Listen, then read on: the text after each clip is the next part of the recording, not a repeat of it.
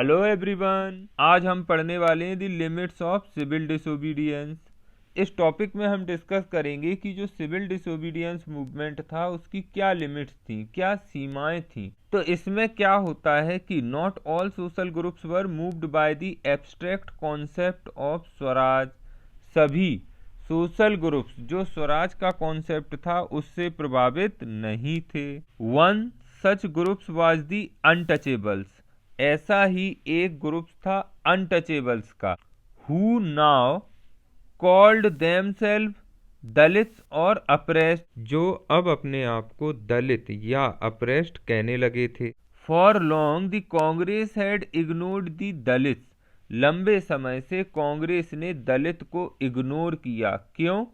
क्योंकि for fear of offending the Sanatanis the conservative high caste Hindus. क्योंकि कांग्रेस डरी हुई थी सनातनी से, हाई कास्ट कंजर्वेटिव हिंदूज से।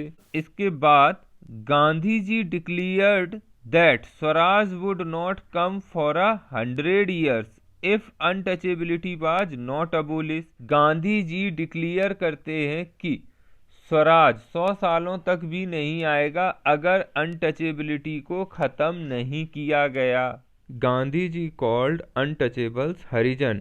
गांधी जी ने अनटचेबल्स को हरिजन कहा, जिसका मतलब होता है children of God. Gandhi ji organised satyagraha. Gandhi ji ने सत्याग्रह ऑर्गेनाइज किया to secure them entry into temples. Temples में उनको एंट्री कराने के लिए, and access to public wells, tanks, roads and schools. और पब्लिक वेल्स, टैंक्स, रोड्स और स्कूल्स में एक्सेस कराने के लिए, या हम सिंपल वर्ड्स में बोल सकते हैं, गांधी जी ने दलित को temples, public wells, tanks, roads और स्कूल्स पर समान अधिकार दिलाने के लिए सत्याग्रह किया।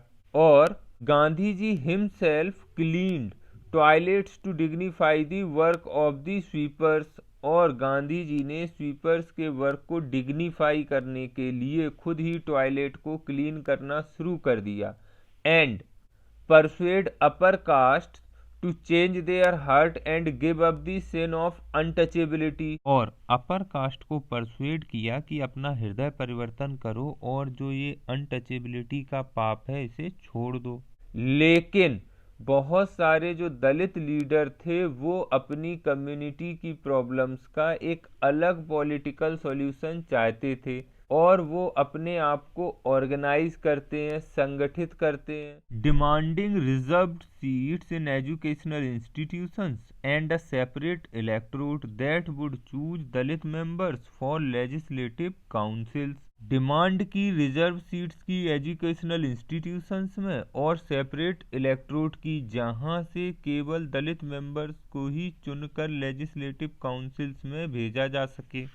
दलित का मानना था कि पॉलिटिकल एम्पावरमेंट से उनकी जो ये प्रॉब्लम है सोशल डिसेबिलिटीज़ की, ये दूर हो जाएगी।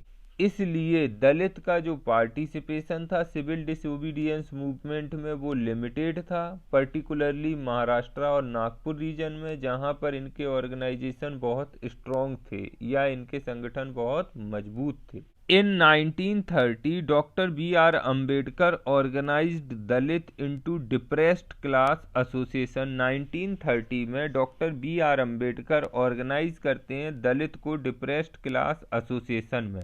ही clashed with Gandhi ji in second round table conference. और इनका गांधी जी के साथ सेकेंड राउंड टेबल कॉन्फ्रेंस में क्लैशिंग होती है या टकराव होता है। क्यों? क्योंकि doctor B R Ambedkar demanded separate electrodes for Dalits. B R Ambedkar demand करते हैं सेपरेट इलेक्ट्रोड्स की दलित के लिए। When the British government agreed, जब ब्रिटिश गवर्नमेंट सहमत हो जाती है तो Gandhi ji began a fast unto death. Gandhi ji start कर देते हैं फास्ट अनटू डेथ, अमरण अनशन। क्यों?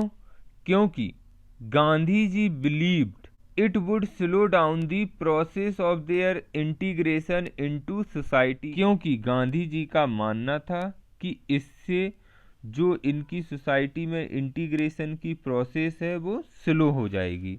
फाइनली अंबेडकर एक्सेप्टेड, और डॉक्टर B.R. अंबेडकर गांधी जी की बात मान लेते हैं, जिसका रिजल्ट होता है द पूना पैक्ट सितंबर 1932, और पूना पैक्ट हो जाता है सितंबर 1932 में। It gave reserved seats to Dalits in provincial and central legislative councils, और दलित्स को रिजर्व्ड सीट्स दे दी गई provincial and central legislative councils में।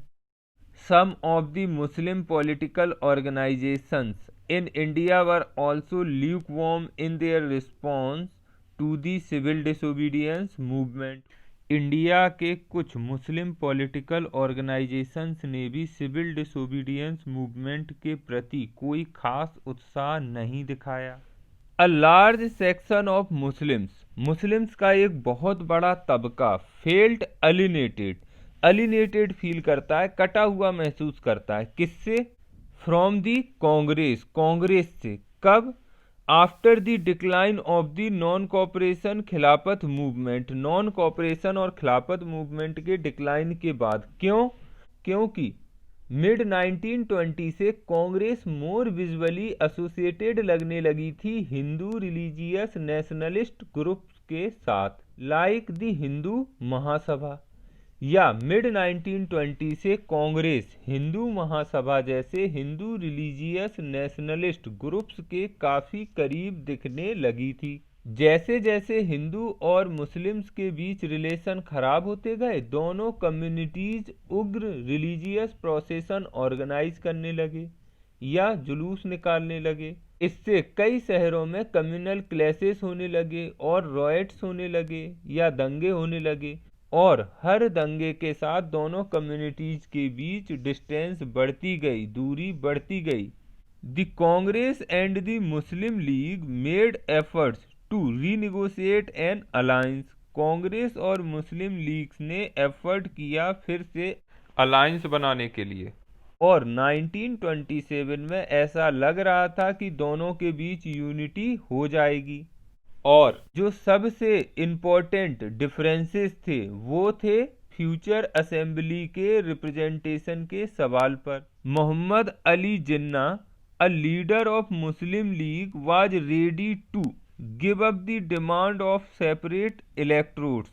मोहम्मद अली जिन्ना जो एक मुस्लिम लीग के लीडर थे, वो तैयार थे सेपरेट इलेक्ट्रोड की डिमांड को छोड़ने के लिए, लेकिन if Muslims were assured reserved seats in the central assemblies, अगर मुस्लिम्स को सेंट्रल असेंबलीज में रिजर्व्ड सीट दे दी जाए, and representation in proportion to population in Muslim dominated provinces Bengal and Punjab, और मुस्लिम डोमिनेटेड प्रोविंसेस में जैसे बंगाल और पंजाब में मुस्लिम्स का रिप्रेजेंटेशन उनके पॉपुलेशन के प्रोपोर्शन में होना चाहिए, तो वे मुस्लिम्स के लिए सेपरेट इलेक्ट्रोड की डिमांड को छोड़ने के लिए तैयार थे।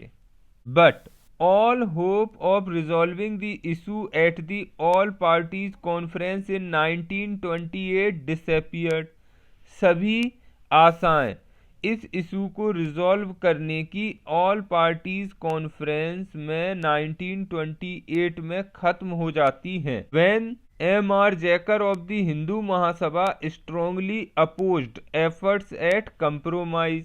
हिंदू महासभा के M.R. जैकर कंप्रोमाइज के एफर्ट का विरोध करते हैं, और जब सिविल डिसोबीडियंस मूवमेंट स्टार्ट हुआ तो दोनों कम्युनिटीज के बीच सस्पिशन और डिस्ट्रस्ट का माहौल बना हुआ था। Alienated from the Congress, large sections of Muslim could not respond to the call for a united struggle. Congress से कटे हुए मुस्लिम्स का एक बहुत बड़ा तबका किसी संयुक्त संघर्ष के लिए तैयार नहीं था। Thank you.